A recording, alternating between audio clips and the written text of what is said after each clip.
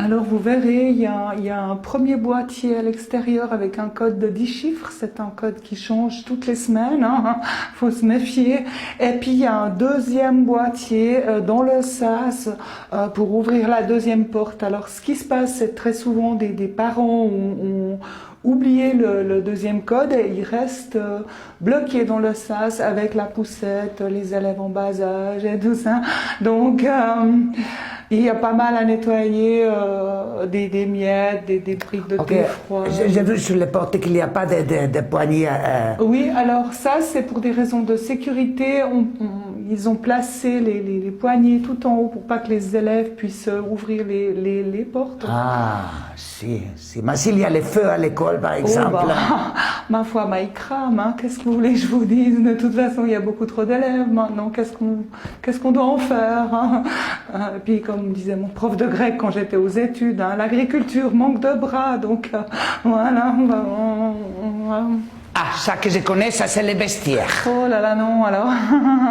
Il y a longtemps que ça s'appelle plus un vestiaire, c'est l'espace de transition émotionnelle. C'est là que les élèves apprennent à gérer le moment de séparation avec le référent parent. Mais c'est un espace à double affectation puisque c'est là aussi qu'il doit apprendre à gérer les retrouvailles. Alors là, il peut laisser exprimer sa joie, mais avec un petit protocole quand même, faut pas déconner. Alors ça c'est les garçons, ça c'est les filles. Non, alors on s'efforce de ne plus genrer, hein. On décloisonne maintenant pour vivre tous ensemble à la lumière du genre. Ah, ça je connais, c'est la classe. Non, alors c'est l'espace d'apprentissage pédagogique. Là, vous avez les HP, là, les TDAH, les troubles de l'attention. Ça, c'est l'espace pour les dyslexiques, dysmorphiques, dysorthographiques. Vous en voulez un peu? Mais il y a aussi l'espace pour les enfants normaux, je veux dire. Oh, mais il n'y en a plus, ça n'existe plus. Puis de toute façon, si on avait, on ne saurait pas quoi en faire. Donc, voilà, quoi. Vous savez, autrefois, on pouvait dire qu'un enfant était mal élevé ou chiant. Maintenant, on doit dire qu'il est au potentiel. Alors. Et il doit nettoyer les pupitres et tout ça. Donc, ce ne sont pas des pupitres, ce sont des soutiens d'apprentissage individuel par opposition au vivre ensemble qui se passe là-bas, qui permet des échanges interactifs décloisonnés entre les élèves. Ah, c'est pour ça qu'il y a les vents. Alors justement, ce ne sont pas des bancs, ce sont des espaces, comme je disais, de confinement partagé. Bah, ils rangent les papiers et tout ça avant que je nettoie les crayons. Alors, attention, ce ne sont pas des crayons, ce sont des outils scripteurs. Et attendez, ça, vous savez ce que c'est? Ça, je sais, c'est une gomme. Et non, c'est un bloc mucilagineux. Ah. Voilà. Et les papiers qui sont là? Ah, vous parlez des supports graphiques végétalisés? Non, ça, c'est les vigilances orthographiques, c'est à moi. Les quoi? Les vigilances orthographiques, les dictées. Voilà, je dois les prendre à la maison pour faire les corrections. Pardon. Pour entamer la procédure d'évaluation des acquis pour les élèves allophones et non allophones. Ah, une dernière chose, est-ce que je dois faire les vitres?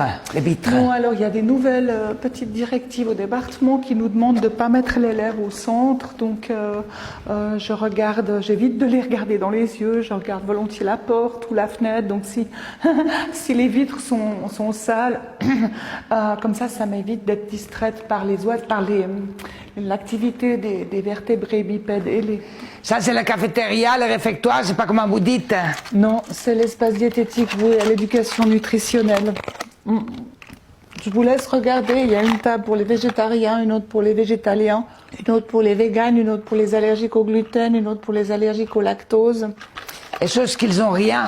Mais ils mangent pas, vous savez, de toute façon, manger c'est mal vu maintenant, donc... Alors je vous montre pas lequel à poubelle parce que c'est un endroit qui me donne des angoisses terribles parce qu'il y a 78 contenants, il y a poubelle, il y a pour le papier, le PET, le feutre, la jute, la laine, enfin... Oh zut, j'ai oublié de vous montrer l'endroit où on crée de la vitesse, là, avec le tas de jeux non genrés, avec le référentiel rebondissant. La salle de gymnastique. Oui, yes. Bravo. Bon, ben, je crois qu'on a à peu près fait le tour.